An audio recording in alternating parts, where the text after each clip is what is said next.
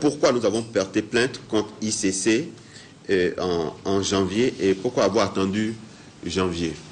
Vous savez, vous ne pouvez pas porter plainte contre quelqu'un si vous n'avez pas un certain nombre d'éléments en main. Nous sommes dans un pays démocratique, je l'ai dit, et la démocratie, heureusement ou malheureusement, a ses règles et ses contraintes. Et comme ce n'est pas un pays où on n'a que des droits, on a également des obligations. Et ces obligations vous amènent parfois à marquer le pas, à constituer un certain nombre d'éléments avant de pouvoir vous attaquer à des structures. Retenez tout simplement que les promoteurs de ces structures sont conseillés. Ils ont des avocats. Quand ils se sont présentés à la Banque centrale, où on les a invités à venir s'expliquer sur la nature de leurs activités, ils sont venus avec 2 avocats. Donc, on vous informe, on vous invite pour vous interroger sur vos activités, et vous venez avec 2 avocats. Je sais, par ailleurs, qu'il y a une radio qui a indiqué à ses auditeurs de ne pas mettre de l'argent dans IC Service.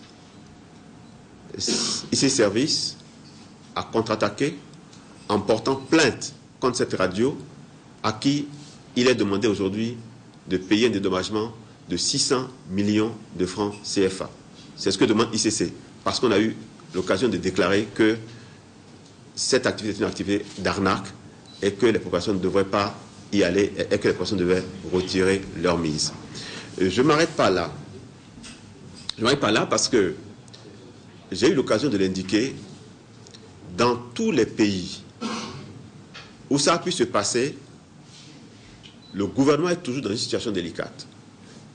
Si le gouvernement agit, dès lors que le système le phénomène a atteint un certain niveau d'étendue, je dirais, à l'intérieur donc des populations, il est extrêmement difficile de l'arrêter. Comme vous le savez, il naît toujours le phénomène dans un petit cercle de gens qui sont en confiance et qui ne peuvent pas se douter qu'il peut y avoir de l'arnaque derrière. Et comme les gens se font confiance les uns les autres, donc amènent des gens qui leur font également confiance. Et ça s'étend progressivement. Et on se rend compte réellement que lorsque ça quitte ce cercle et que ça atteint le grand public, et c'est quand mais à ce moment-là, en général, c'est toujours temps pour agir. Alors, face à ça, si vous intervenez à ce moment-là, que le phénomène s'est déjà assez répandu, lorsque vous intervenez, les populations diront, c'est parce que vous êtes intervenu que la structure ne peut plus vous payer, parce que lorsque vous intervenez, vous arrêtez tout. Et on vous dira, c'est parce que vous êtes intervenu que la structure ne peut plus payer. Si vous n'intervenez pas, on va vous reprocher, vous avez laissé faire, vous n'avez rien fait, c'est pour ça qu'on a été grugé.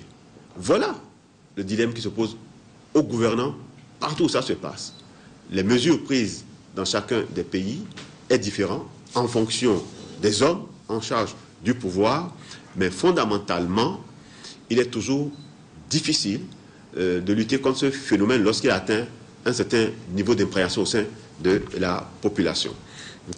Donc, alors, la gestion du dossier, au regard des difficultés que nous avons à avoir des informations qui nous permettent de nous assurer que ces structures pouvaient être autorisées pour exercer des activités de microfinance, les difficultés que nous avions à avoir ces informations nous ont amené à porter plainte. La plainte n'a pas prospéré pour les raisons que vous savez aujourd'hui, et nous aussi nous comprenons aujourd'hui pourquoi ça ne prospérait pas. Parce qu'à l'époque, on était là à faire avancer le dossier, mais on ne comprenait pas pourquoi tout ceci n'avançait pas. Pour le reste, pourquoi nous avons attendu janvier, je viens de l'expliquer. Je ne vais pas vous donner malheureusement le document officiel que nous avons avec les partenaires. C'est le vrai document, mais malheureusement on ne peut pas vous les donner, ce n'est pas le document qui circule. Et ma vraie signature, vous l'avez demandé, je vous l'ai montré tout à l'heure, elle est là. Et je l'ai présentée en face de celle du document faux.